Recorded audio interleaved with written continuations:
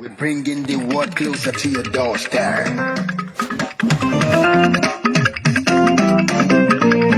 kOIKI Media,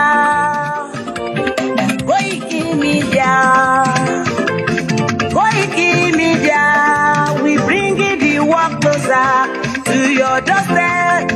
kOIKI Media, kOIKI Media, kOIKI Media.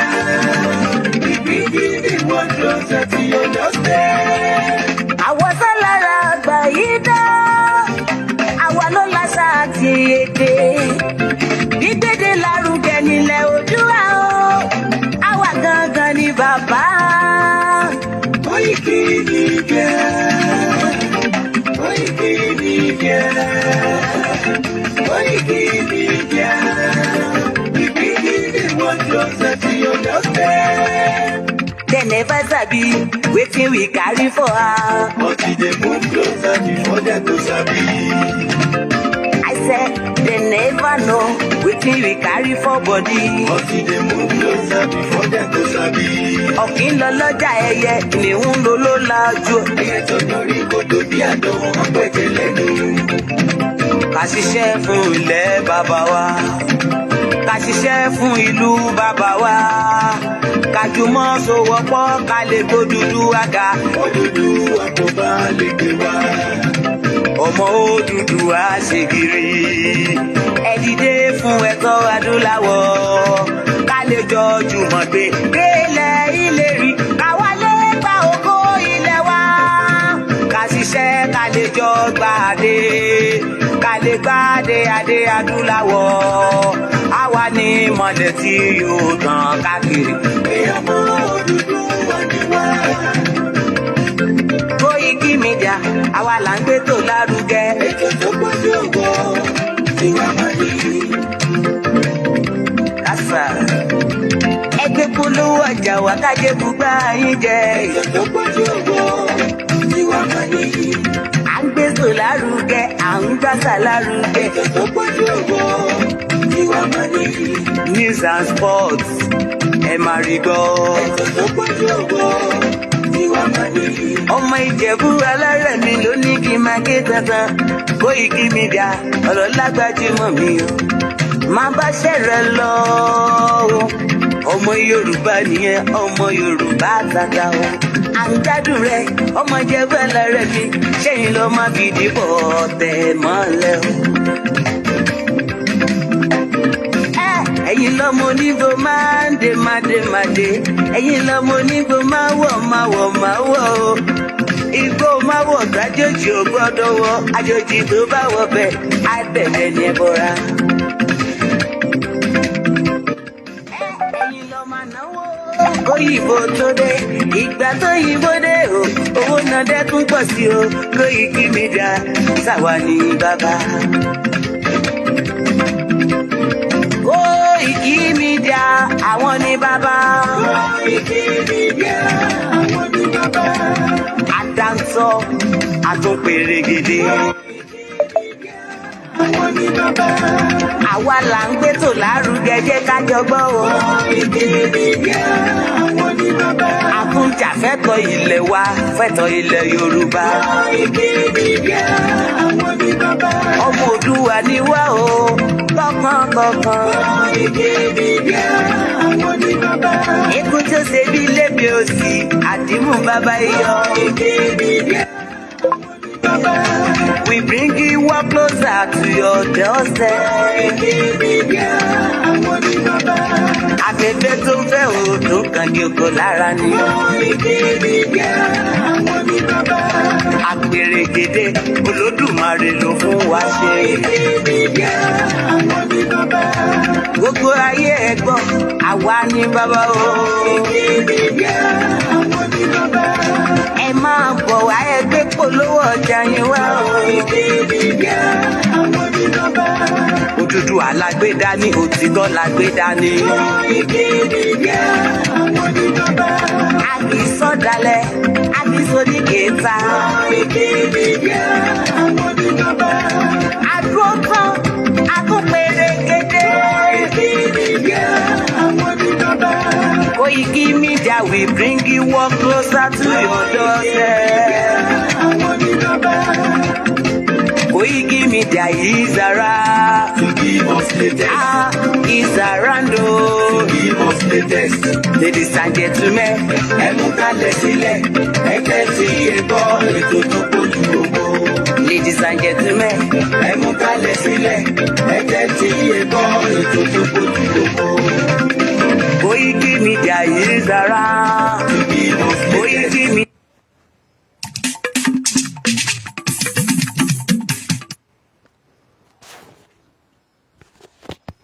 ẹ káalẹ́ gbogbo ẹ̀yin olólùfẹ́ Koiki Media. Ẹ káàbọ̀ sí orí ètò ti àṣálẹ́ ní ọjọ́ 5 nínú oṣù kẹfà ọdún ya 2025.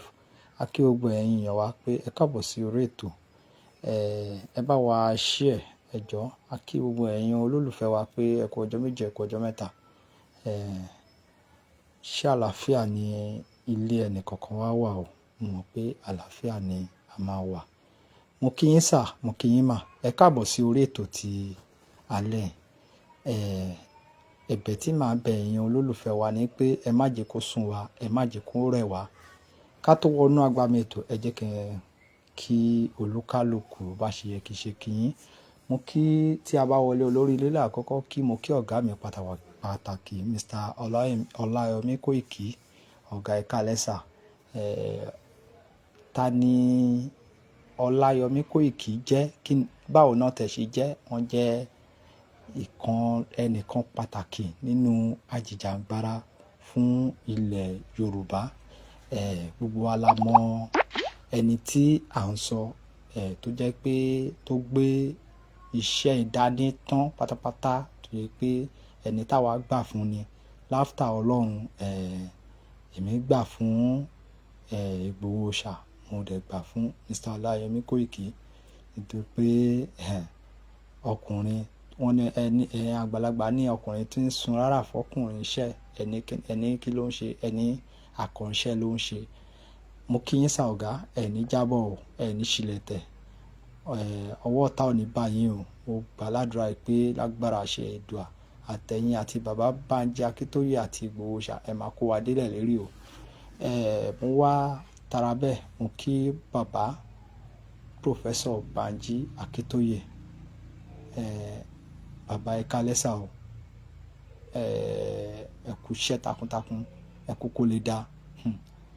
Nígbàkigbà tí a bá ti gbóhùn bàbá, ẹ rí i pé akin ni bàbá wà. Ọkàn akin tó wà lé ara bàbá gan-an ó ju tàwa ń lọ, nítorí pé bàbá ń sọ wípé àní ìlú wa, ilẹ̀ wa, a gbọ́dọ̀ claim ẹ̀ padà lọ́wọ́ àwọn terrorists tí wọ́n ti gba ilẹ̀ wa. A gbọ́dọ̀ gbà padà. Ẹni tó bá wà meeting tí a ṣe lé alẹ́ àná, ẹ má mọ̀ pé akọni ni bàbá yìí. No. Mo gbé fún bàbá tán. Bàbá ẹ káalẹ́ sà o, ẹ ní ṣìlẹ̀tẹ̀ o. Mo gbà ládùúrà pé ẹ ní fojú sunkún ọmọ yín lágbára àṣẹ Èdùà. Ẹ̀mí tó ti bẹ̀rẹ̀ iṣẹ́ ló máa kó wa délẹ̀ lérí lágbára àṣẹ Èdùà.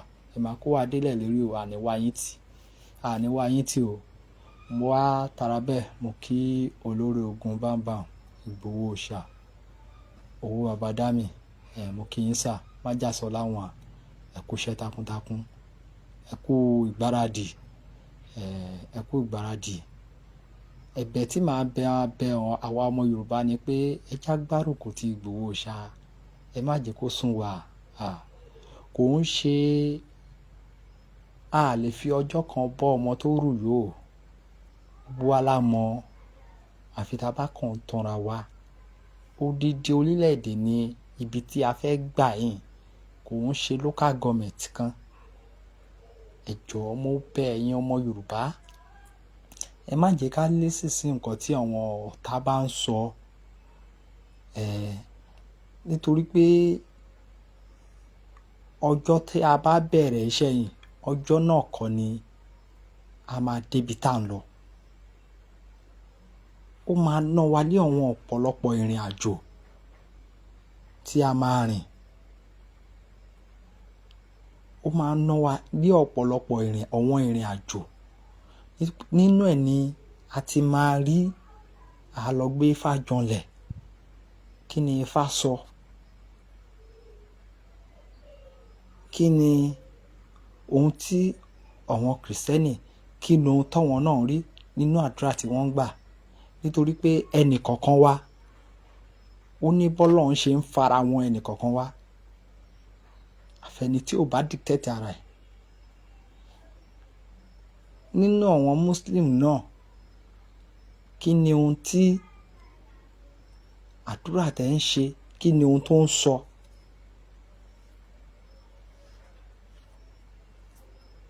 Orílẹ̀-èdè òkè wọn ṣe nǹkan tí a kò máa kù gìrì. And nínú àwọn àṣìṣe kọ̀ọ̀kan tó ti ṣẹlẹ̀ sẹ́yìn, tó ti mú kí àwọn àgbààgbà wa tí wọ́n ti kọ́gbọ́n wípé ohun báyìí, ohun báyìí, ó yẹ ká ṣe bílé, ó yẹ ká ṣe bílé kọ́ ló yẹ ká ṣe ṣe. Àwọn bàbá yẹn gbé àwọn ìgbésẹ̀ tó tọ́ àti tó yẹ. Kò kàn ń ṣe pé àátún jáde tán táwa di pé kò ní mú yẹ́sì, kọ́lọ́run má jẹ́ kó rí bẹ́ẹ̀. Àní ilé tá fẹ́ fi jáde ṣẹ́, òun ló máa jẹ́ ìfòpin sí orílẹ̀-èdè Nàìjíríà. So mo wá bẹ̀ wá, mo rọ̀ wá, no going back ní ìrìn àjò tá gbé dání yẹn. Ohun kankan tó máa ń mú kínú mi dùn sí Ìgbòho Òòṣà. Nígbà kan tí wọ́n ń sọ wípé ṣe ni Ìgbòho ti lọ gbowó lọ́wọ́ olóṣèlú, ó ti ṣe kinní kan, ó ti ta àwọn ọmọ Yorùbá. Kí ni Ìgbòho dẹ̀ ṣe? Ìgbòho jáde síta. Ìgbòho ó tún fi àwọn ọmọ ẹ̀, ó tún fi búra wípé tóun bá gbowó lọ́wọ́ olóṣèlú kankan. So mi ò rò bóyá ó ní nǹkan kan tá tó ń wá tó tún jù bẹ́ẹ̀ lọ. Ṣèbí ọ̀pọ̀lọpọ̀ lájọ wà nínú ìrìn àjò tí wọ́n ti ẹnìkan búra tí wọ́n ò lè búra. Ohun tó lè ta tí Ìgbòho gan ò yọra ẹ̀ sẹ́yìn nínú ìbúra, ó yẹ ká ti mọ̀ wípé akọni ni bàbá yẹn tó dúró tán. Ẹ bá mi share ètò ẹjọ́, ẹ bá ń gbọ́ lé share button. Ọwọ́ tí ẹ fi ń tẹ ẹ̀yàn lólùfẹ́ wa, ẹ ní fi gbọ́mọ sí o, lágbára àṣẹ Èdùà. Lágbára àṣẹ Èdùà, ẹ ní fi gbọ́mọ sí o. Àwa la máa wá, bẹ́ẹ̀ ni ẹ̀yin náà la sì máa bá. Ẹ má jẹ́ kó sún wa, ẹ má jẹ́ kó rẹ̀ wá. Iṣẹ́ ò dáwọ́ dúró, iṣẹ́ ń lọ. Wọ́n lè ní a fẹ́ jáde lóṣù báyìí, kó má padà tún bọ́ sí. Ìyẹn ò mí pé Yorùbá nation ti tán nìyẹn. No. Ìlú tí a wà yìí, ìlú tó ti dájú ni wípé ìlú yìí máa pín. Ó dẹ̀ ti ní táìmù àti àsìkò. Ọjọ́ la àti mọ̀. Ọjọ́ ni a àti mọ̀. Nítorí pé kò sí ẹni tán bá ọwọ́ ẹni tí wọ́n ti máa bèrè nípa ọjọ́ iwájú orílẹ̀-èdè Nàìjíríà tí ò ní mọ ibi tó ń lọ. Àfi àwọn tó bá ṣe ń jẹ dédìí ìbàjẹ́. Ṣùgbọ́n ẹ má jẹ́ ká wo tọ̀wọ́n yẹn. Ẹ já focus. Ibi tá à ń lọ ní kẹ́ jẹ́ ká gbájúmọ́. Gbogbo pé bóyá à ń bára wa jà, à ń bára wa ṣe kinní kan, ẹ má jẹ́ kí ìmọ̀ àwọn pípù yìí kó máa ṣẹ mọ́ wa lára. Ẹ má jẹ́ kí ìmọ̀ àwọn ará ibi kó ṣẹ mọ́ wa lára. Èmi máa ń sọ, màá dẹ̀ tún máa tún sọ.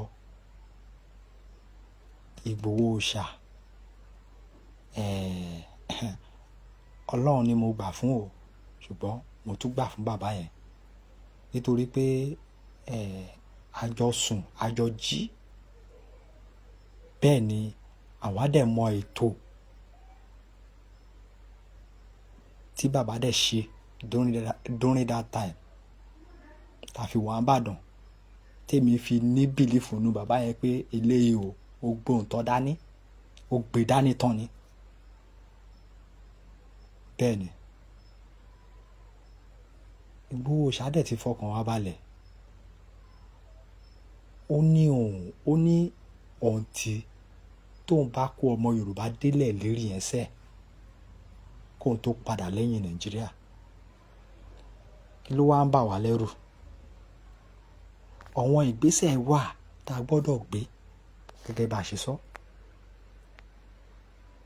Àwọn àgbààgbà tó dẹ̀ wà lídìí ohun tá à ń sọ yìí, tí wọ́n bá ní àsìkò tí tó, ó túmọ̀ sí pé ó ná wọn kankan tó yẹ kán ṣe tí wọn ò tí ì ṣe, tàbí kí Ifá ní ọjọ́ tí wọ́n mú yẹn, kí Ifá wá ní kò ń ṣọjọ́ náà ló yẹ kán mú, àbí oṣù. Ká padà sí orí bàbá wa Ọláyọmí Kóìkì. Now ọ̀pọ̀lọpọ̀ ọ̀rọ̀ ló ti ń lọ, ṣùgbọ́n kankan tí màá kọ́ fẹnu bà ń bẹ̀. Ọ̀gá òun wá ká fẹnu bà nǹkan bẹ́ẹ̀ yẹn, ṣùgbọ́n ohun tí màá wá kẹ́ understanding kan tí màá wá kẹ́ mọ̀ ni wípé Ìgbòho Òòṣà Mr. Ọláyọmí Kóìkì, àwọn kọ́ ni ó fẹ́ announce date, because mo rí pé many people ti ń pè wá, wọ́n ti ń para ṣèbá ọ̀gá sọ pé order from above ni ọ̀gá wa ń tẹ̀lé. Nígbà tí wọ́n ti sọ pé May ni, tí ọ̀rọ̀ rẹ̀ tún padà yí padà, ṣé Ọláyọmí Kóìkì la wá sọ wípé ká jáde ni? Nígbà tó jẹ́ pé ọ̀gá náà sì tún ní àwọn ọ̀gá tún wà, ó nẹ́ni náà nínú ìrìnàjò yìí tí àwọn náà tún gbà fún, tó ń jẹ́ aṣíwájú nínú ìrìnàjò yìí. Bàbá Professor Akíntóyè wọ́n dẹ̀ ti sọ, wọ́n ní bí olè lóru ni. Wọ́n ní kò sẹ́ni kankan tó máa mọ ọjọ́ náà. Kí ló wá dé tó wá jẹ́ pé orí Kóìkì ni gbogbo wa ti ń padà wá ń yí lé pé Kóìkì ni ó jẹ́ kán jáde? Kò ń ṣe Kóìkì ni ó jẹ́ kán jáde. Ẹ jẹ́ kí ọ̀rọ̀ kó yé ara wa. Ọ̀gá fún ara wọn, àwọn gan fún ara wọn, wọ́n ti wà around throughout that last month yẹn, tí wọ́n ti believe pé that last month yẹn ló máa ṣẹlẹ̀. Ṣùgbọ́n nígbà tí order ò tí ì wá, kí ni ọ̀gá máa ṣe? Kí ni ẹ expect pé kọ́gá ṣe? Ẹ jẹ́ ká gbọ́ra wa yé. Kò síbi tí kò ti sí gbọ́n mi sí omi ò tó. Ṣùgbọ́n gbọ́n mi sí omi ò tó, ẹ jẹ́ ká máa fi wisdom, ẹ jẹ́ ká máa fi ṣe. Ẹ jẹ́ á máa fi wisdom, ẹ jẹ́ á máa fi ṣe. Ohun tí ò tó nǹkan kan, ẹ má jẹ́ ká kọ̀ máa fa ìrìn àjò sẹ́yìn.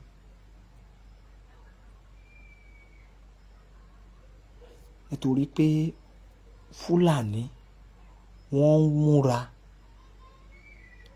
day by day, ni wọ́n ń dira ogun. Tó bá wá jẹ́ pé ìjà làwa sì dúró táwa sì ń bára wa jà,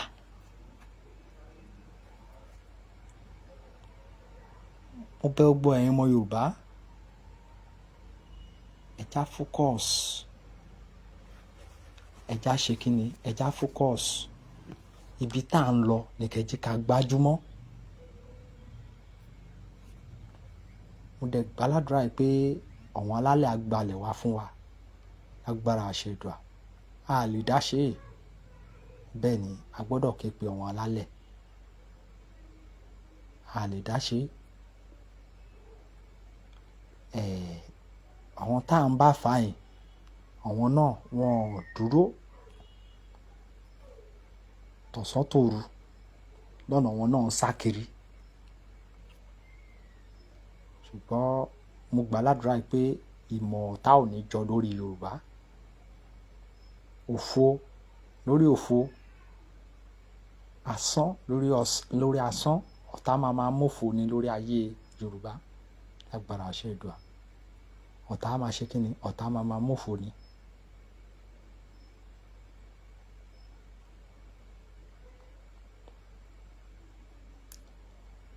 Ọ̀tá á máa ṣe kí ni? Ọ̀tá máa mófo ni.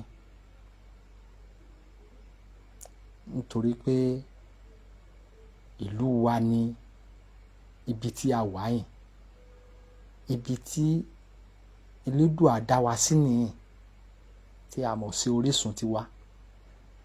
A lọ sí ìlú lílù ká lọ ní a lọ ń kílèmù inú lílù. Kí ló wá dé tí àwọn ará ibi tó wá jẹ́ pé ìlú tiwa ni wọ́n ń focus, tí wọ́n sọ wípé wọ́n fẹ́ gbà. Mo bẹ̀ wá, mo rọ̀ wá o, ẹ já focus, ẹ já mọ nǹkan tá à ń ṣe.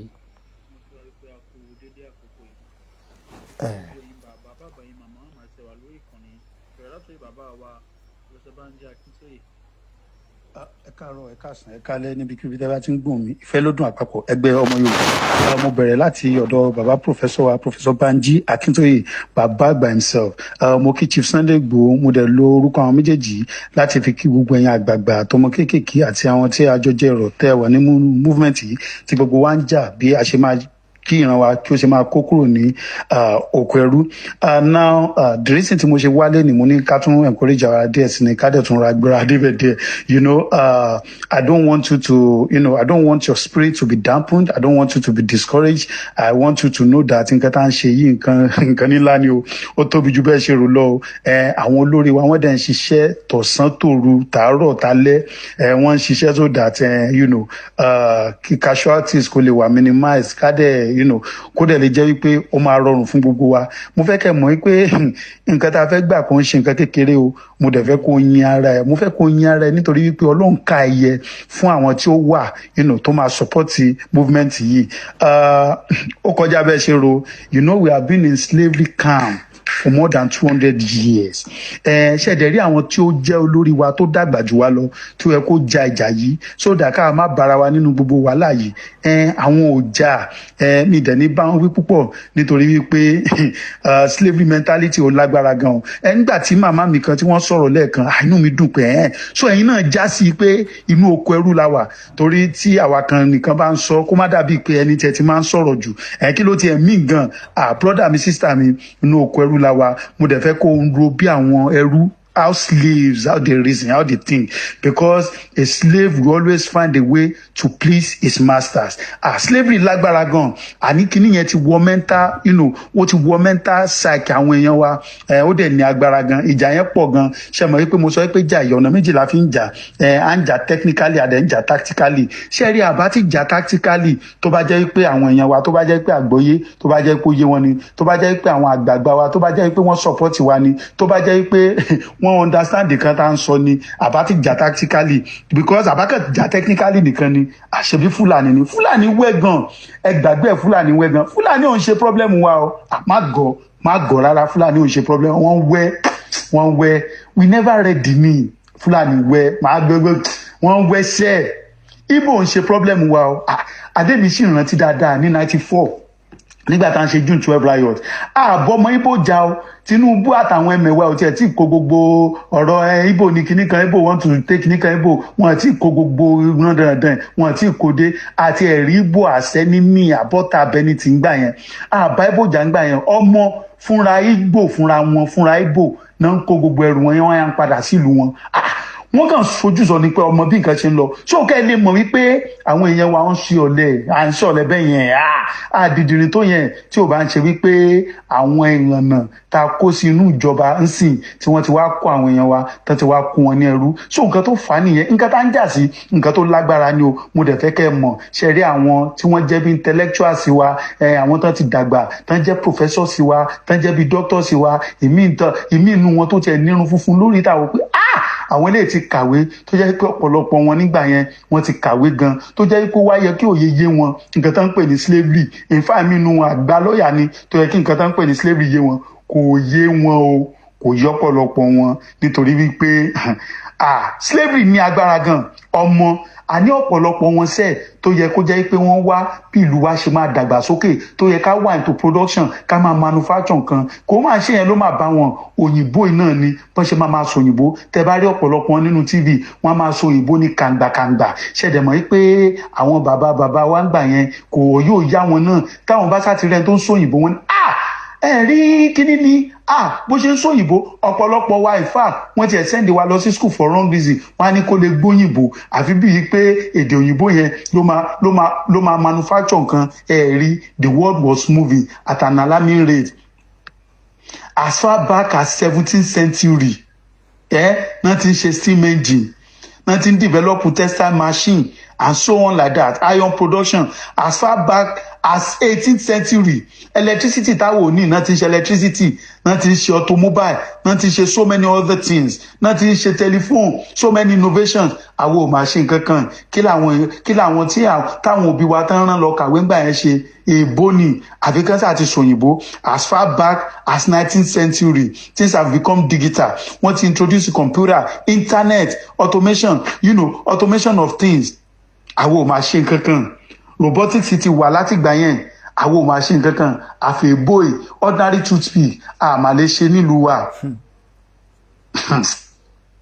as far back as 20th century even up to present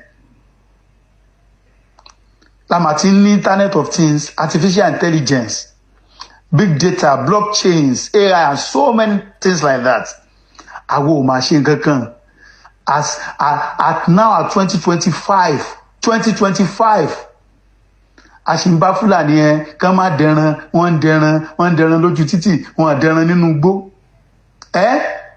àwọn tó jẹ́ wípé ìran wọn inú igbó ló ń gbé àwa ń bá wọn du space àwa tó jẹ́ wípé ọmọ aládé inú ìlú la ń gbé so nǹkan tá ń jà sí ó ní agbára ju bẹ́ẹ̀ ń ṣe rò lọ o ó lágbára o so tó òye bá yí ẹ tí wọn náà bá wà nínú movement yìí mo fẹ́ kó yinra ẹ because you are fighting a just fight you are fighting a great fight nǹkan tó lágbára ni o gbogbo àwọn professor márùn òye òye wọn o ìwọ mọ nǹkan tí ìwé mímọ́ wí ni Jóòbù ní 32 verse 9 ẹ má bínú o ẹ̀yin onífá mi tí ì mọ odùfá ni o mo dẹ̀ fẹ́ study ẹ̀ ẹ̀yin mùsùlùmí mi ì mọ Quran ni o mi ì kárí mi ì understand ẹ̀ ni o báyà ń bá mú nǹkan kan láti ibẹ̀ náà ó ní great men are not always wise neither do the aged understand judgments ọ̀pọ̀lọpọ̀ àwọn tá ń rò yìí ẹ̀rọ yẹ kán jà fún kinní kan ṣé o torí ìwọ tó bá ṣì wà bẹ́ẹ̀ tó ṣì ń retí pé a sì nídìí support àwọn àgbà wa kan àwọn ọba kan ní láti dìde a nídìí àwọn intellectual wa nínú movement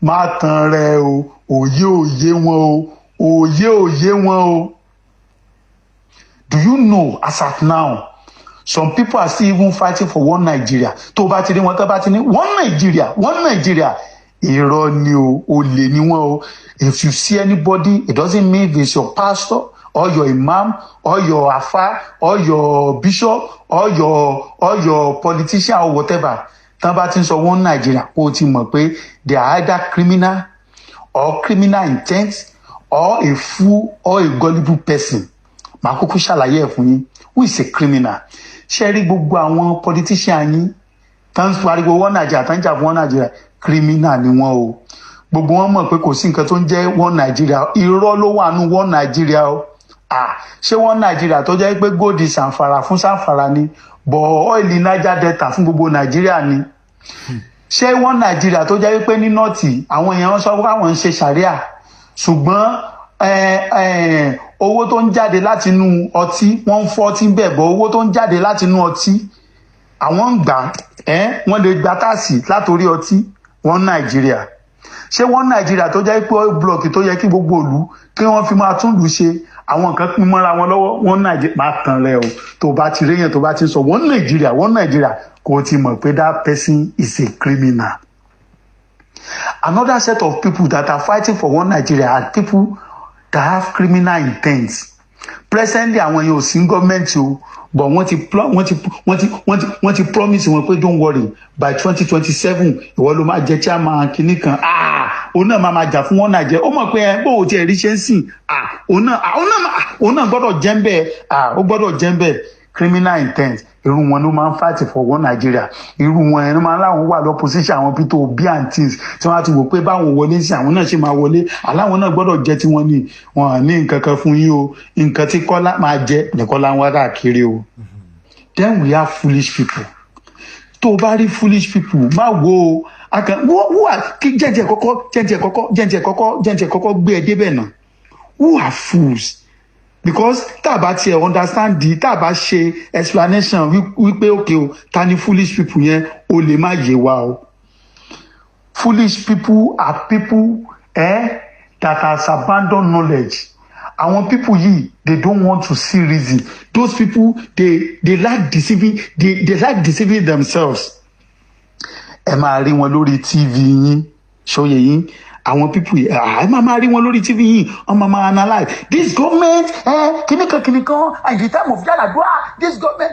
Irọ́ ni o, because I wonder how somebody will not understand that Nigeria itself is the problem. Wọ́n mọ̀ o wípé because I don't understand how somebody can still be telling you in 2025 that ìjọba kan ní problem. Nígbà tó dẹ̀ jẹ́ pé láti 1960 gbogbo ìjọba tá ń rí kò sí eléyìí tó gbádùn nù wọn. These people are foolish people o má wò pé wọ́n ní PhD níwájú orúkọ wọn o òye wọn o òpònú ni wọn o má tan rẹ má gọrẹ o.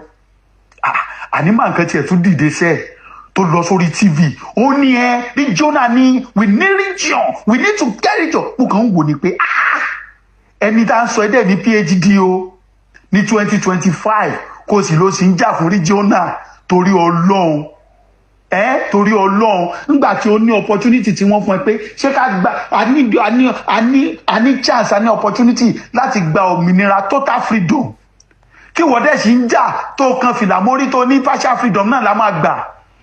You have discussed with Tinubu. We need to discuss with Aṣíwájú. We need Aṣíwájú. Wọ́n fẹ́ discuss pẹ̀lú Aṣíwájú. Ọmọ orí street. Tó gbà lórí street ní Illinois. Ọmọ orí street. A compromise of the West. Ni wọ́n fẹ́ discuss pẹ̀lú. Ara nǹkan tá ń sọ nìyẹn. So when you see these people, wọn kò yé òye wọn o má rò wípé torí pé ti ní PhD pé nǹkan tó ń sọ yé wọn o wọn gbọ́n o. Ńgbà tí Awólọ́wọ̀ bàbá wa Awólọ́wọ̀ bó ṣe dáa tó ǹjẹ́ ẹ̀yin mọ̀ wípé ordinary Nigerian police ló yẹ̀yẹ́ Awólọ́wọ̀. Àwọn ọlọ́pàá wọ́n fojú Awólọ́wọ̀ hàn wọ́n yẹ̀yẹ́ wọn gan ní. When you say you have a nation you say you are controlling your own resources. But you can't control your own police. You can't control your own military. You don't have power over your border. You don't have power over your own total sovereignty. O dẹ̀ sọ wípé o dẹ̀ tún jà sí regional. In 2025, it is only a fool that will be fighting for one Nigeria. Tó bá ti ń gbọ́ one Nigeria.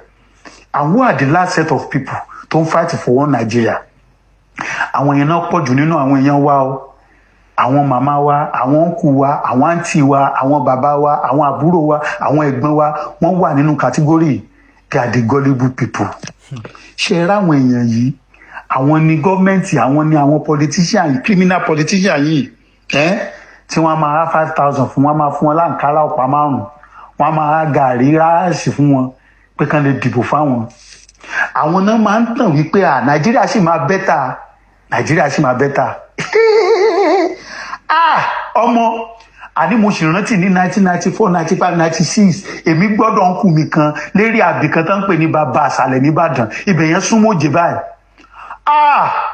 As a 1995 a máa ń ṣọ́gùn ní láti àlejò oúnjẹ mẹ́ta lójúmọ́ 3 square meal ìwọ ibo ló ti fẹ́ jẹ́ ìwọ ò jẹ́ kẹ́ àlọ́kù mi máa ń pòwe kan gbà yẹn a ní tó bá rí wọ́bú kó jẹ wọ́bú a ní tó bá rí sọ̀bú kó jẹ sọ̀bú a ní tó bá rí wọ̀bú sọ̀bú kó jẹ wọ̀bú sọ̀bú mo wá dọ́kù mi mo ní kí ni ìtumọ̀ òwe yẹn ó ní tán bá ń pín ìrèké ládùúgbò ó ní kó gbà kó jẹ tán bá ń pín àdùn kó jẹ gbogbo nǹkan tó bá rí máa fẹnu ẹgbẹ́ o because kò ṣú ọ o tó bá rí ni kó jẹ o tó bá rí wọ́bú kó jẹ wọ́bú ńgbà yẹn painter ló ń ṣe a máa ń ṣe painting ó máa ń kun mọ́tò kun kankan lọ́nà géètì àti máa jí lọ láàárọ̀ so àwọn mọ́tò bọ́ọ̀sì yẹn tán bá ti gbára wọn ní géètì àbí lọ́nà wo road wọn wá gbé mọ́tò wa ńlá máa kun a máa fi bọ́dí fìlì sí àtàwa àti mẹkáníìkì àti pánì àti gbogbo wa àjọ máa ṣiṣẹ́ pàmò tí wọ́n bá fún wa lówó màá wá sáré lọlé màá lọ fún ìyàwó wọn lówó òyìn wá sí ọbẹ̀ lúrú ṣé wọn mọ nǹkan tó ń pè lọ́bẹ̀ lúrú ṣá ìyá wa I'm telling you something of 30 something years ago.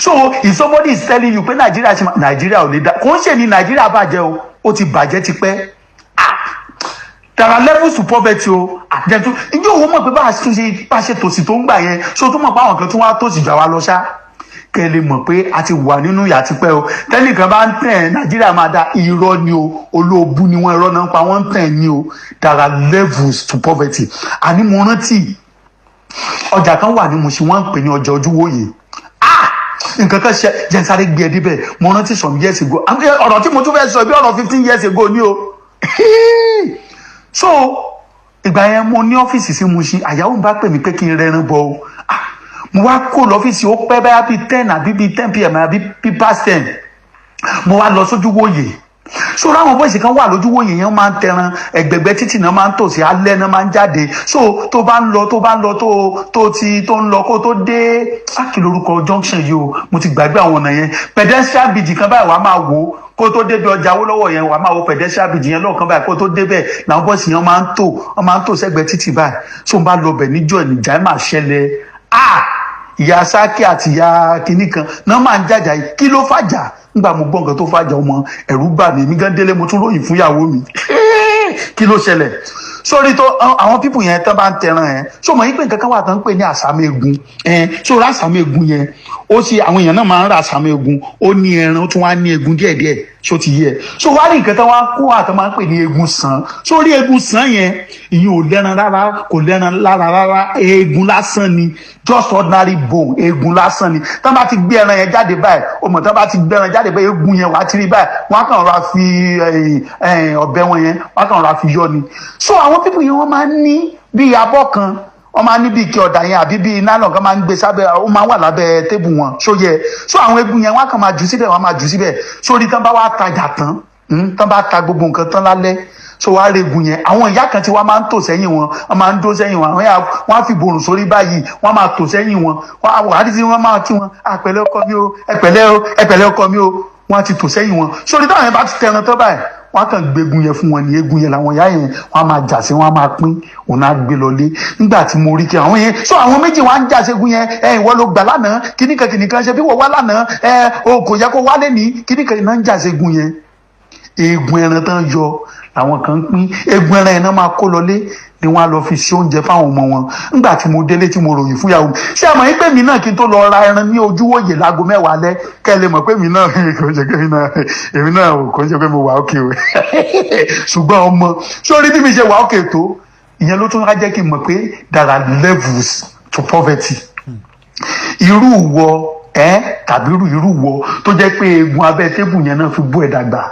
ni wọ́n tún wá ń ṣe ló tún wá ń ṣerú fólóṣèlú láníká gba Yorùbá nation lónìí irọ́ ni aṣíwájú ni wọ́n máa lọ 2027 orí pọ́n ti fọ ọpọlọ ẹ sínú òkun orí pọ́ yẹ kó ronú ayé ẹ so I'm telling you all these stories kẹ́ ẹ lè mọ̀ pé èmi kọ́ ni ìyà ti ń jẹ wá ìran wa ti wà nínú oko ẹrú àmì ń gé fún yín sẹ́ kò yẹ ká máa jìyà gbogbo àwọn tẹ́ ń pè ní àwọn professors wa àwọn intellectual wa àwọn elite wa kò yé wọn ẹrú ni gbogbo wọn ò má gọrẹ o yóò yé wọn o tẹ́tù gbé débì kan ǹjẹ́ wọ́n mọ̀ pé ìkan lára àwọn àgbà wa bàbá olówó wa almost 100 years ó dẹ̀ gbé 10 million pounds ó ló ń gbé fún King's College nílùú ọba, ó ló gbé fún wọn ní UK. ọmọ Èkìtì, bí mo ṣe ń bá yín sọ̀rọ̀ yìí bí mo ṣe ń bá yín sọ̀rọ̀ yìí èní ní 6/4/2025 10:40 a.m. Central Time CAM Central America Time. Kò sí ọ̀nà tó wọ Èkìtì, gbogbo ọ̀nà tó wọ Èkìtì ò dá, kò síná lẹ́kìtì, kò sómi lẹ́kìtì. Bàbá wa yìí kò lè gbé owó yìí pẹ̀lú connection kó sọ fún gọ́ọ̀mẹ̀ntì pé I want to do this thing, wọ́n á ní kó go ahead. Bó tiẹ̀ ń ṣe kó máa ṣe iná fáwọn ará Èkìtì kó tiẹ̀ má ṣe. ẹ má bínú pé mo pọ̀ sí ọ̀rọ̀ tí gbogbo wa jọ ń gbọ́ lọ yẹn. Mo rí mo lọ sí comment section, mo rí ohun tí bàbá wa Mr. Kẹ́hìndé tí wọ́n sọ ńbẹ̀. Mo wá fẹ́ fèsì. Tí èmi àti ẹ̀yin sà tí a bá ṣe tán, kò sí ọlọ́run kankan tó fẹ́ gbé wa kúrò nínú òkùnkùn pupa kankan. Ẹ gbàgbé pé ọlọ́run kan kó àwọn ọmọ Ísírẹ́lì kúrò nínú òkùnkùn pupa o. Àwọn ọmọ Ísírẹ́lì dúró tán ni o. Gbogbo wọn sọ̀rọ̀ ara wọn di ológun ni o. Bẹ́ẹ̀ ni ẹ sà, kí èmi àti ẹ̀yin ká ṣe bí bàbá Akíntóyè. Ẹ wo, mo mọ̀ọ́mọ̀ lo picture bàbá yìí lálẹ́ yìí náà torí àjọṣe meeting kan lánàá. Ó wo bí bàbá yìí ṣe ń sọ̀rọ̀ ọ̀rọ̀ akin. Wọ́n lé bàbá yìí sí ẹ̀yìn odi. Bàbá yìí ò lè sunú ilé ara ẹ̀. Bàbá lọ ń yálégbé ní ilé ẹ̀yìn odi. Can you imagine kí ló wá ṣe èmi àti wọ́? Ṣé owó ni bàbá yìí ò rí jẹun ni? Ṣé ipò ni bàbá yìí ń wá nínú Nàìjíríà ni tí Nàìjíríà gọ́ọ̀mẹ̀ntì ò lè fún? Ṣùgbọ́n bàbá yìí ní no sẹ́, àní òmìnira ni mo fẹ́ fún àwọn ọmọ káàárọ̀ oòjíire.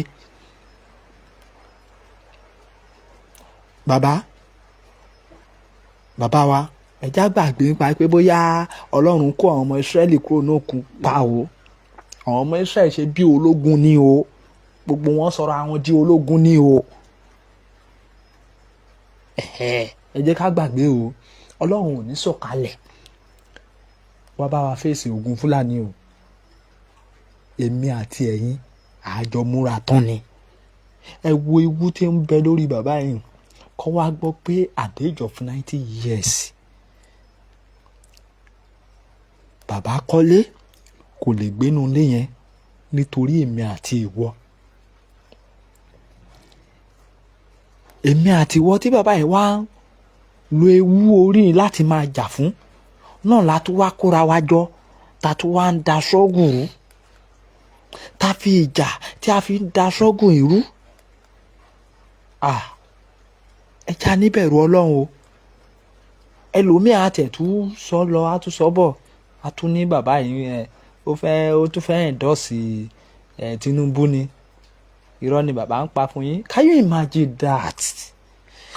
Ibo ni bàbá títí ẹ wà? Ibo ni bàbá tèmi wà?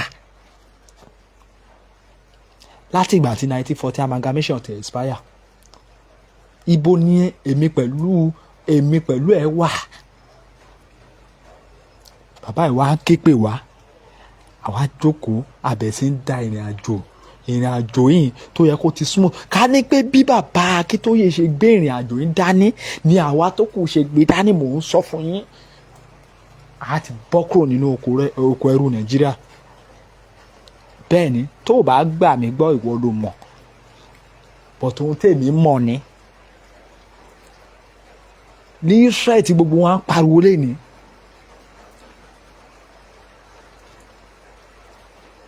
Jésù wá kọ́ wọn bí wọ́n ṣe ń jagun ni. Ẹ jẹ́ ká gbà fún Ìgbòho kí Ìgbòho kọ́ wa bí wọ́n ṣe ń jagun ká lè gba ilẹ̀ wa kúrò lóko ẹrú. Bẹ́ẹ̀ ni.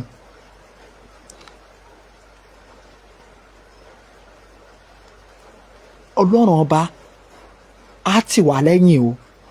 Àwa ò sọ pé Ọlọ́run ò sí o. Ọlọ́run á tì wá lẹ́yìn o. Ṣùgbọ́n ẹ jẹ́ ká wa, èmi àti ẹ̀yin, ẹ jẹ́ ká kọ́kọ́ gbé ìgbésẹ̀.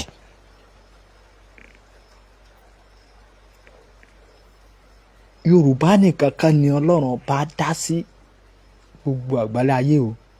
Ọlọ́run dá ìlú tó pọ̀. Ọlọ́run dá orílẹ̀-èdè tó pọ̀. Why tá fi jẹ́ pé àwa nìkan ni ọlọ́run ọba wa jagun fún. Ọlọ́run máa tì wá lẹ́yìn ni o.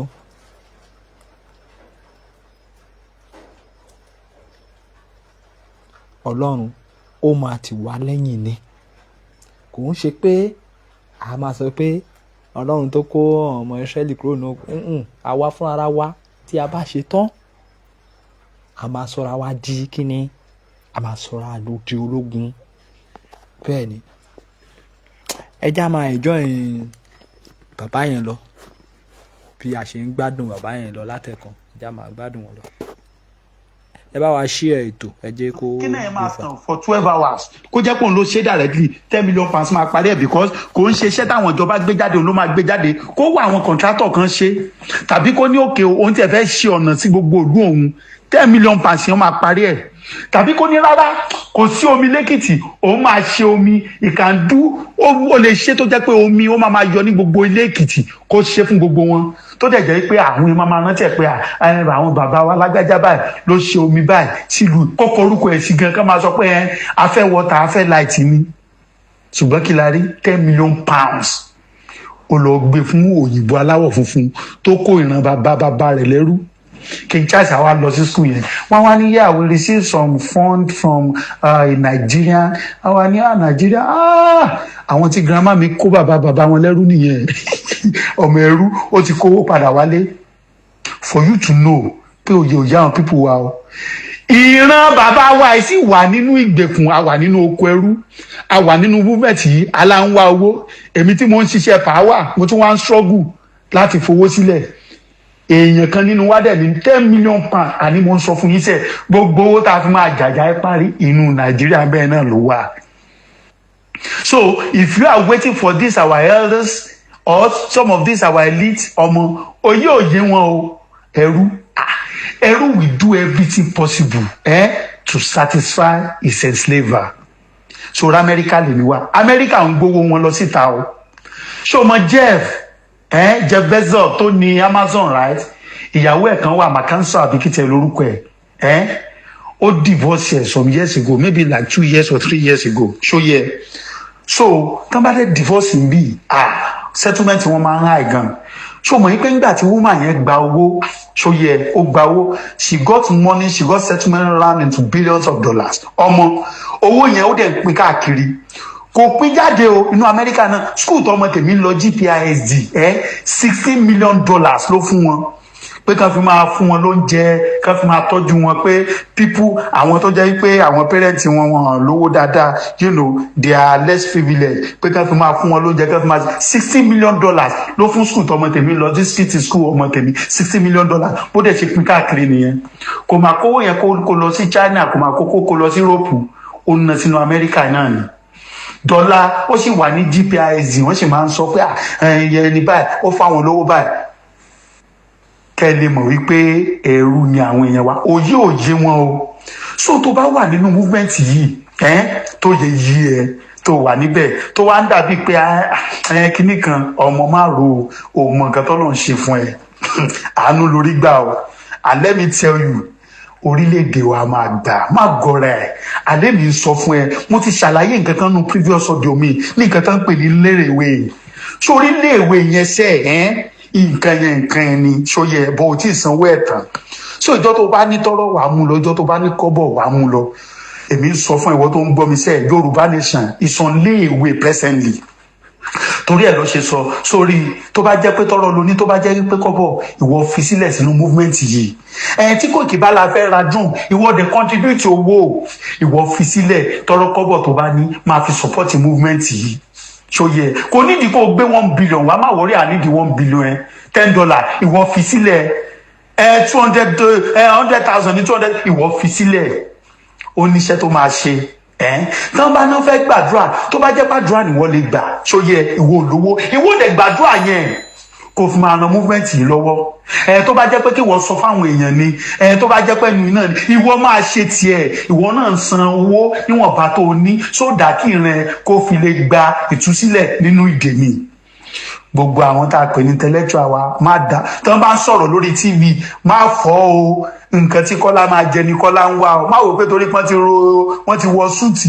pé wọ́n gbọ́n òye wọn o nǹkan tí Kọ́lá máa jẹ ni Kọ́lá ń wá o o tí ì APC o Tinubu o tí ẹ lè fi politics ẹ lè fi win Tinubu o ó máa sponsor ẹ tó fọ ó tún máa sponsor against tó bá dáhùn èèyàn méjì nínú TV tán jà this government is bad èmi àmà ní this government is good government ló sponsor àwọn méjèèjì má gọrẹ o àlọ́ rẹ tèmi lecturer ni nígbà tá a wà sọ bọ́bọ́ yẹn graduate pẹ̀lú 2-1 strong kò sọ́dárí 2-1 so láwọn 2-1 kan wà kan tí wọ́n máa ń pè ní strong 2-1 tá a bá fẹ́ pè wọ́n à ń pè àwọn yẹn ní 2-1 lásán strong 2-1 lecturer ni ọmọ nǹkan kan ní Naija o mo rántí àní 40,000 ṣé ọmọ kan tó ń pè 40,000 naira ṣá like $25 or thereabout ordinary 40 every now and then ordinary 40,000 mo rántí ordinary 40,000 tí mo send sí ngbà kan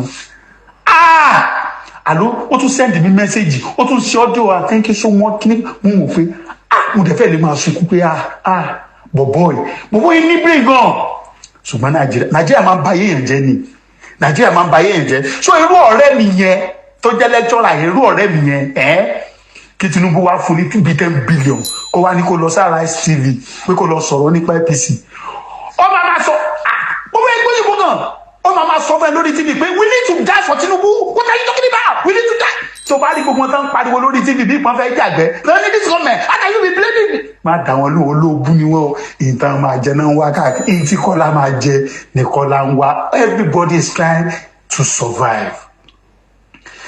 Brother and sister ẹ jẹ́ ká gba country wa o ṣé ní tá bá gba orílẹ̀-èdè wa ní ìrọ̀rùn lè dẹ́ bá gbogbo wa we have no reason to be begging gbogbo nǹkan tí Ọlọ́run ṣe fún wa ní ilẹ̀ wa ó tó wa jẹ àlè jẹ tán ṣé ní gbogbo ọjà kíní kankan àní díẹ̀ tó yẹ àní díẹ̀ lórí ilẹ̀ tí Ọlọ́run dá ẹ sí yẹn gbogbo nǹkan tó fún máa jẹ́yàn láyé ó wà níbẹ̀. The world has gone, the world is moving.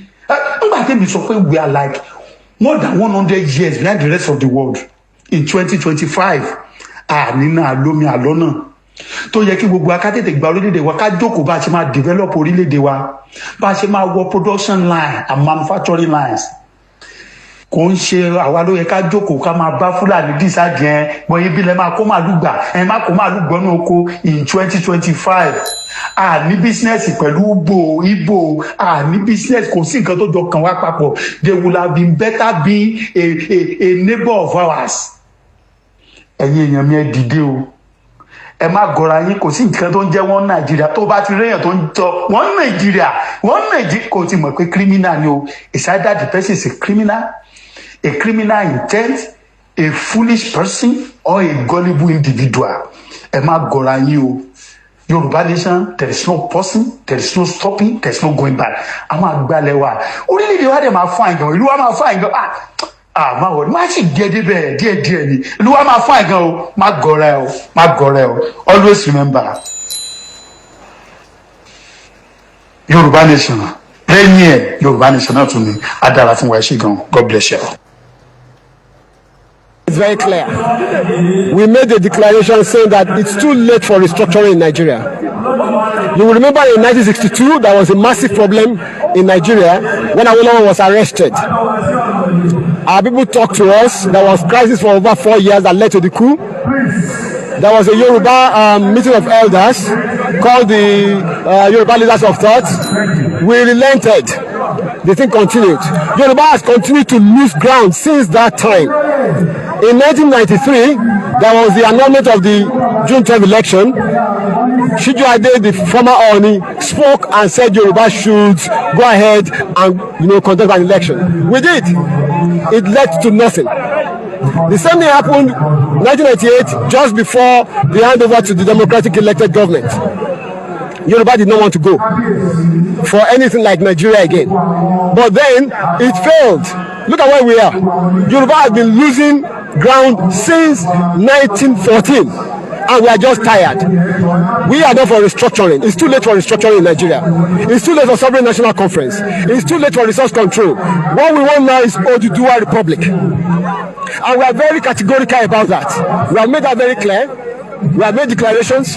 and we are very serious about our demands. Every region just go to its own tent. Yoruba wants to be on its own because the problem that Yoruba has is Nigeria.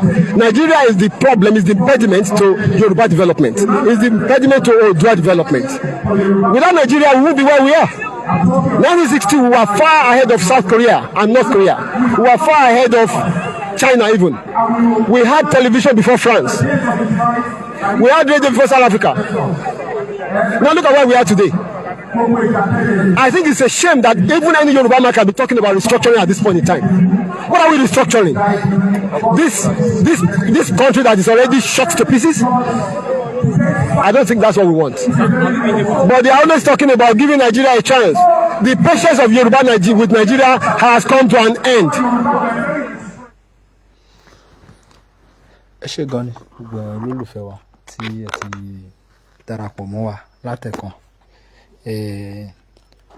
Màá tún brief ọ̀rọ̀ yín lẹ́ẹ̀kan sí. Ìwọ tó bá sì tún fi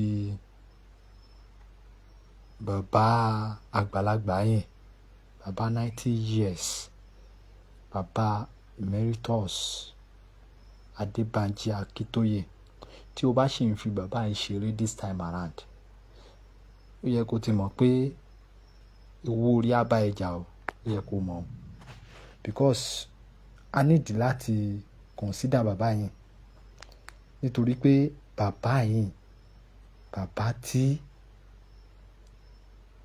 ó yẹ ká consider ìrìn àjò tí bàbá yìí ti ń rìn láti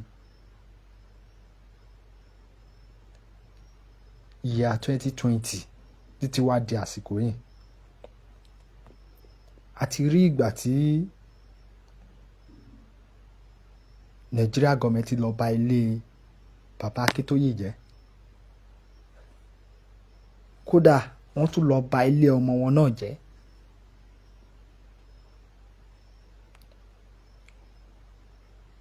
Wọ́n ti lépa ẹ̀mí bàbá títí. Ẹ wo ibi tí bàbá ń gbé. Bàbá fún ara ẹ̀ kọ́lé sínú orílẹ̀-èdè Yorùbá yìí. Bàbá kọ́lé, bàbá ò lè gbé inú ilé tán gbé, tán kọ́ fún ara wọn. Wọ́n wá lọ di ayálégbé nílùú Kútọ̀nù láti lè fara pamọ́.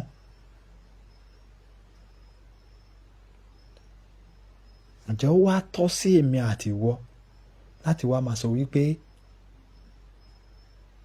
ohun tí bàbá yìí gbé dání, ìjà la fẹ́ máa fi dàrú? Ǹjẹ́ ó tọ́ sí wa? Kò tọ́ sí wa o. Ẹ jẹ́ a níbẹ̀rù, nítorí pé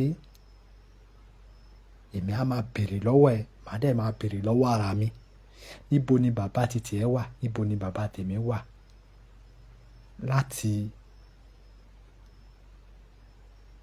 ìgbà tí bàbá yìí ti gbé ìrìn àjò yìí dání, látàyè Awólọ́wọ̀.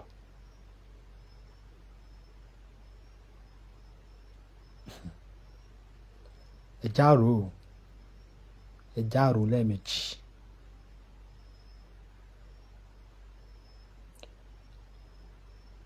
Ìlú tí ò bá ti ní olórí, ìlú náà ò lè tòrò. Olórí tí Ọlọ́run bá ti yàn fún wa yìí, ohun tó bá ti ní ká ṣe, ẹ já gbà sí lẹ́nu. Ẹ já gbà bẹ́ẹ̀. Ohun tí bàbá yìí bá ti sọ, ẹ já gbà bẹ́ẹ̀. Ewu orí bàbá yìí ni kẹ́ wò, kẹ́dẹ̀ wò tọjọ́ orí bàbá yìí.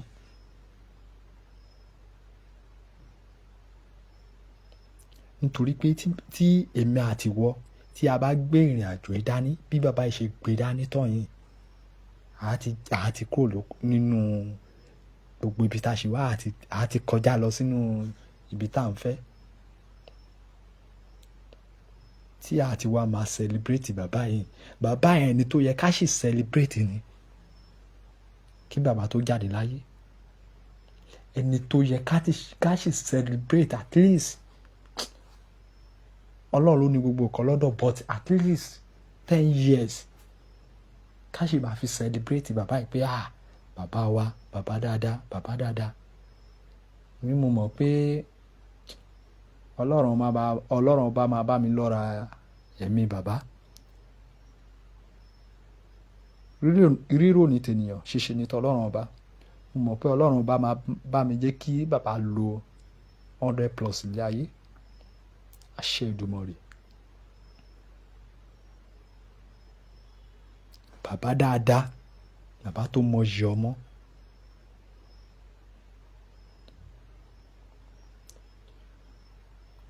Pòfẹ́sọ̀ mélòó ló ka ìwé tí bàbá yìí kà nílẹ̀ Yorùbá tó lè ṣe nǹkan tí bàbá yìí ṣe? Ẹ já bira wa. Pòfẹ́sọ̀ mélòó ló lè ṣe?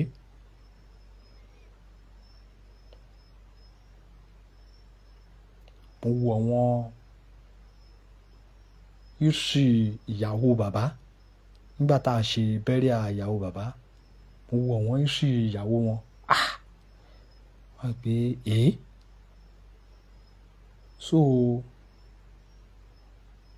ìyá yẹn àti bàbá yẹn wọ́n ti ń ja ìjà yẹn bọ̀ látòyè ọdún yìí.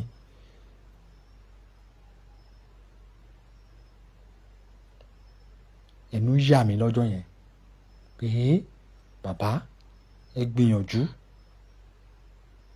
àtẹ̀yìn àti ìyàwó yín.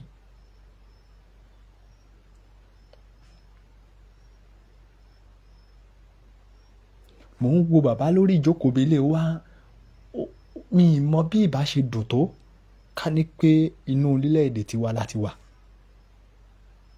lọ́jọ́ yẹn. Torí pé mò ń wo bàbá belé as in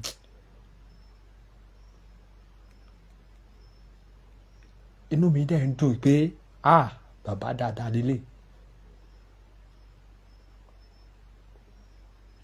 Bàbá dáadáa òun ni bàbá Akíntóyè jẹ́. Bàbá tó yẹ kéèyàn máa fi irú wọn tọrọ.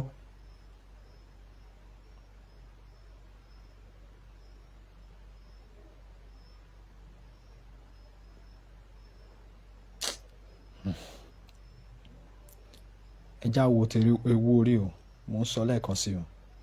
Òun ló jẹ́ kí n mọ̀ọ́mọ̀ lo fọ́tò bàbá yẹn lálẹ́. Ẹ já ṣe ohun tó tọ́. Bẹ́ẹ̀ ni, the great father of our time, long life. Ẹ̀mí bàbá máa gùn. Bàbá kó wa délẹ̀ lérí lágbára àṣẹ Èdùmàrè. Lágbára àṣẹ Èdùmàrè. Gbogbo ìmọ̀ ọ̀tá, gbogbo ìmọ̀ Fúlàní, gbogbo ohun tí wọ́n ní bóyá ẹ̀ka ni wọ́n máa ń kó lọ wá sínú igbó ní Sókótó. Mo gbà ládùúrà pé lágbára àṣẹ Èdùà. Àná ni àwẹ̀ àti àdúrà náà tí ó parí. Mo gbà ládùúrà pé lágbára àṣẹ Èdùmàrè, ọba mi Èdùmàrè á ba iṣẹ́ Fúlàní jẹ́ lórí Yorùbá. Gbogbo ìmọ̀ ọ̀tá, gbogbo ìmọ̀ èké, gbogbo ìmọ̀ olóṣèlú, lágbára àṣẹ Èdùmàrè, Ọlọ́run ọba máa bá mi bàjẹ́ láti àsìkò yìí lọ. Ọmọ tó ní ìyá òun ò ní sùn ni, òun náà ò ní fojú korun. Bẹ́ẹ̀ ni, gbogbo yín tẹ́ bá ti ní ẹ̀ ní jẹ́ kí Yorùbá bọ́ kúrò lóko ẹrú, tẹ́ sọ pé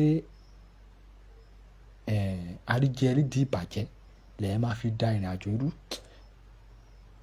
tẹ́ni ẹ̀ ní fi ọkọ̀ kan tẹ́lẹ̀ pera yín Yorùbá, ọ̀run àrè máa bọ̀, ọba mi Èdùmàrè á bá mi rán yín lọ. Bẹ́ẹ̀ ni, ẹni tó bá jẹ́ alábọ̀dé tó bá kú kò sí ẹ̀ṣẹ̀ ńbẹ̀. Nítorí pé orílẹ̀-èdè la pè é, a lè torí ẹni ẹyọ kan ká máa fi ẹ̀mí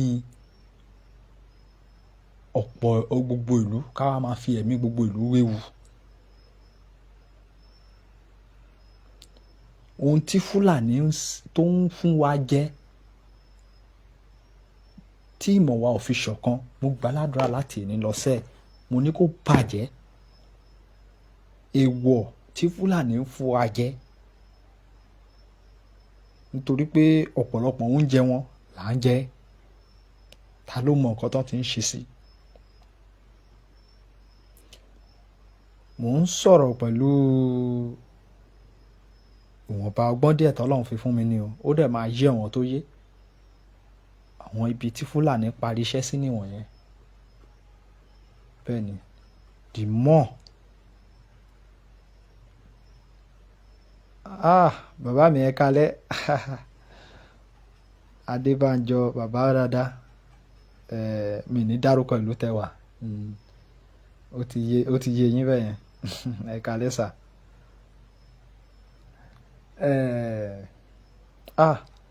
Ok, ìránṣẹ́ Ọlọ́run,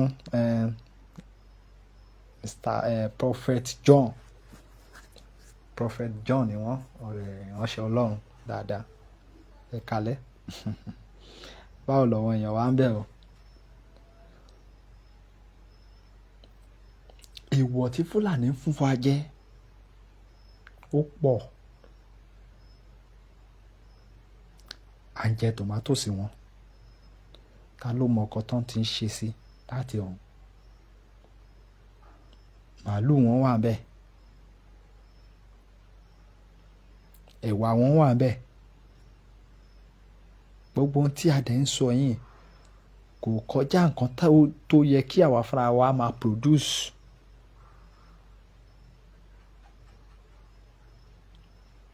Ó wá di pé tá bá ti jẹ tán, tá bá ti jẹ àwọn nǹkan wọ̀nyí tán, á wá di pé kí bàbá àtọmọ kó wá máa kọjú ìjà síra wọn.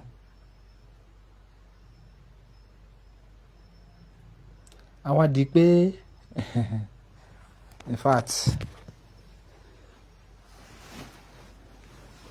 àwọn tí ọ̀rọ̀ tí mò ń sọ yìí tó yé ó yé wọn o.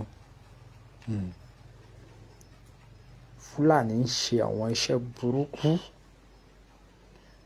àwọn iṣẹ́ tí a fi ní gbọ́ra wa yé. Fúlàní ń ṣe wọ́n ń ṣe fún ọmọ Yorùbá o. Àwa ni ká jí.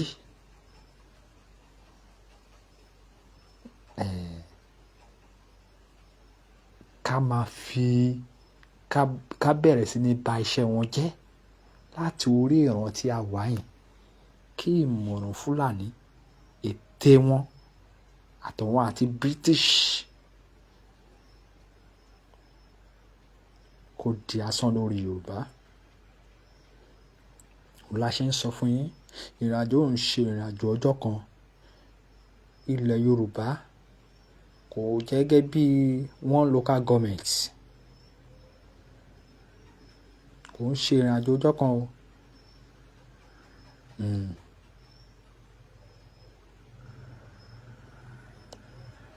Tó bá jẹ́ pé ìrìnàjò ọjọ́ kan ni, ó ṣeéṣe kí bàbá Awólọ́wọ̀ rí ṣe kan tó jáde láyé. Bọ̀ kò ń ṣe ìrìnàjò ọjọ́ kan. Bọ̀ mo gbàládùra pé bàbá tó ti ní owó funfun tí ẹ̀ ń wò lójú àwòrán wa yìí, mo gbàládùra pé bàbá yìí máa kó adélẹ̀ lérí sẹ̀. Agbára ṣe Èdùmàrè. Lásìkò tí a nílò bàbá yìí lọ́wọ́ báyìí, bàbá a ní fi ń ṣe àwátì. Àtẹ̀yìn àti Ìgbòho Òòṣà àti Mr. Ọláyọmí kOIKI àti àwọn ìgbìmọ̀ yín tí ẹ jọ ń ṣe àti gbogbo ajìjàgbara pátápátá, àtẹ̀yìn àwọn fans wa tí ẹ fi òótọ́ inú tí ẹ fi ń rìnrìn àjò yìí. Mo gbàládùra pé àjọ máa délẹ̀ lérí ni lágbára àṣẹ Èdùà. Mo kí wa lẹ́ẹ̀kan sí pé ẹ káàtàárọ̀, àkókò lè dà. Elédùmarè á mú wa dé ilẹ̀ lérí o. A ní ṣílẹ̀tẹ̀ o. A ní ṣílẹ̀tẹ̀. Lágbára àṣẹ Èdùà. èmi àti ẹ̀yin nígbà tá a bá délẹ̀ lérí wọn ò ní fi wá ṣe àwátì. Odò á gbé wa, ọ̀dàlẹ̀ nìkan ni ò ní gbé o. Àṣẹ Èdùmàrè. Gbogbo ẹni tó bá ti ń dalẹ̀ Yorùbá, ilẹ̀ á máa kọjú ìjà sí wọn. Gbogbo àwọn tó bá ti ní wọ́n á máa ní wá lára, ilẹ̀ á máa kọjú ìjà sí wọn ní lágbára àṣẹ Èdùmàrè.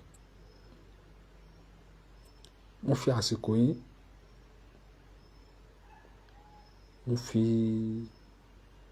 mo fi sọ fún Ìyá Dára àti Yorùbáwùyí, tẹ́ bá rẹ́ni tó bá sẹ́ǹdì prógámù mi dé ọ̀dọ̀ wọn, ẹni kọ́ fọ́wọ́dù ẹ̀ débi tí mo ti sọ̀rọ̀ yìí. Èèwọ̀ tí Fúlàní ń fún wa jẹ, òun náà ò jẹ́ ká gbọ́ra wa yé o. But àwa fúnra wa, ẹ jẹ́ ká lo wisdom. Ẹ má jà bára wa jà mọ́. Ẹ já lo wisdom wa. Kò ní sú wa, kò ní rẹ̀ wá. Lẹ́ẹ̀kan sí, mo kí ọ̀gá wa pàtàkì, Mr. Ọláyọmí kOIKI. Ó tẹ̀ ṣe jẹ́ pé orí yín báyìí ló ń di ẹ̀bi nílé, ṣùgbọ́n ẹni tó bá yé á mọ̀ pé mídíà ti wà yìí ló kọ̀ jẹ́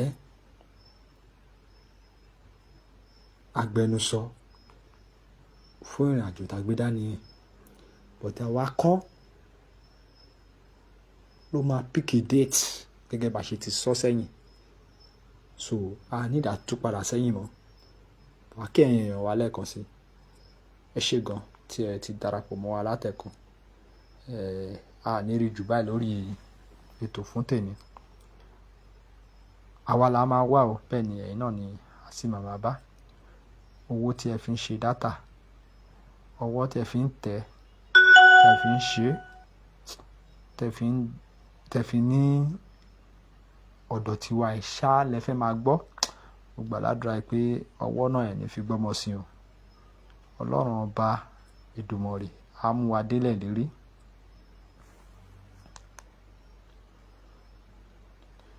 Bẹ́ẹ̀ ni, bàbá nìkan ló lè fún wa ní déètì. Kò ń ṣe Mr. kOIKI. Ohun tí wọ́n bá ní kí Mr. kOIKI sọ ni wọ́n máa sọ síta. Gẹ́gẹ́ bí ọmọ Yorùbá, gẹ́gẹ́ bí right táwọn náà ní, gẹ́gẹ́ bí ọmọ Yorùbá, wọ́n wá lè add sí, wọ́n lè add nǹkan kan sí gẹ́gẹ́ bí ọgbọ́n orí wọn as a media. Wọ́n lè add nǹkan kan sí, but gbogbo ohun tó ṣiṣẹ́ lẹ́yìn ẹja gbọ́ra wáyé, kẹjá tẹ̀síwájú, ká focus ibi tá à ń lọ. Ibi tá à ń lọ ò jìnnà, ibi tí a kò fẹ́ yà ò ló pọ̀. Ẹ ṣé o fún gbogbo yín tí ẹ ti darapọ̀ mọ́ wa. Ẹ ṣé gan ni. Ẹ ní jábọ̀ o, àní wá yín tì o. kOIKI Media, we're bringing the world closer to your doorstep.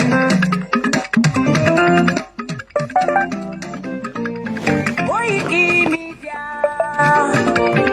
kOIKI Media, kOIKI Media, we bringing the world closer to your doorstep.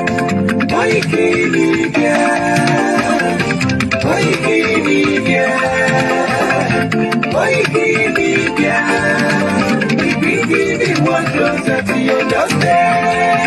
Àwọn sọ́lára àgbà yìí dá, àwa ló lásà àti èdè. Gbígbédè lárugẹ nílẹ̀ Oòduà o, àwa gangan ni bàbá. kOIKI Media, kOIKI Media, kOIKI Media, we bringing the world closer to your doorstep. They never sabi wetin we carry for her. But we dey move closer before dem go sabi. I said they never know wetin we carry for body. Until they move closer before them go sabi. Ọ̀kín lọ lọ́jà ẹyẹ, ìníhùn ló ló lajú. Ẹyẹ tó lórí kodò bí àdán, ọgbẹ́jẹ lẹ́nu. Ká ṣiṣẹ́ fún ilẹ̀ bàbá wa, ká ṣiṣẹ́ fún ìlú bàbá wa, ká jùmọ̀ sowọ́pọ̀ ká lè gbó Odùduwà. Odùduwà kò bá lè gbé wá. Ọmọ Odùduwà ṣègìrì, ẹ dìde fún ẹ̀tọ́ adúláwọ̀, ká lè jọ jùmọ̀ gbé délẹ̀ ìlérí, ká wálé gba ògo ilẹ̀ wa, ká ṣiṣẹ́ ká lè jọ gbàdé, ká lè gbàdé adé adúláwọ̀, àwa ni mọ̀lẹ̀ tí yóò tàn káàkiri. Ọmọ Odùduwà ni wá. Koiki Media, àwa là ń gbé tó lárugẹ. Ètò tó pọ̀jù ògbó tí wàá máa yí. Kásá ẹgbẹ́ polówó ọjà wà kájé gbúgbà yín jẹ. Ètò tó pọ̀jù ògbó tí wàá máa yí. À ń gbé tó lárugẹ, à ń gbàsà lárugẹ. Ètò tó pọ̀jù ògbó tí wàá máa yí. News and sports ẹ máa rí gbọ́. Ètò tó pọ̀jù ògbó tí wàá máa yí. Ọmọ Ìjẹ̀bú alárẹ̀ mi ló ní kí n máa ké tantan. Koiki Media ọ̀rọ̀ lágbájúmọ̀ mi o, máa bá ṣẹ̀rẹ̀ lọ o. Ọmọ Yorùbá nìyẹn, ọmọ Yorùbá tata o. À ń gbádùn rẹ, ọmọ Ìjẹ̀bú alárẹ̀ mi, ṣẹ́yìn ló máa fi dìbò tẹ̀ mọ́lẹ̀ o. Ẹ̀yin lọ́mọ onígbò máa ń dé máa dé, ẹ̀yin lọ́mọ onígbò máa wọ̀ o. Igbó máa wọ̀ gbàjòjì ò gbọ́dọ̀ wọ̀, àjòjì tó bá wọ̀ bẹ́ẹ̀ á bẹ̀bẹ̀ ní ẹbọra.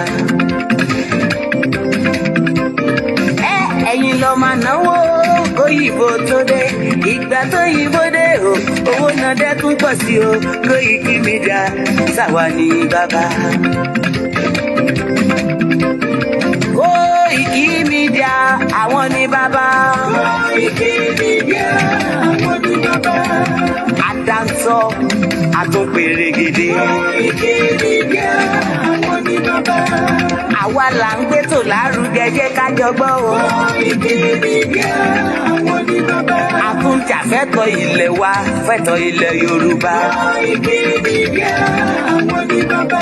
Ọmọ Oòduà ni wá o, tọkàntọkàn.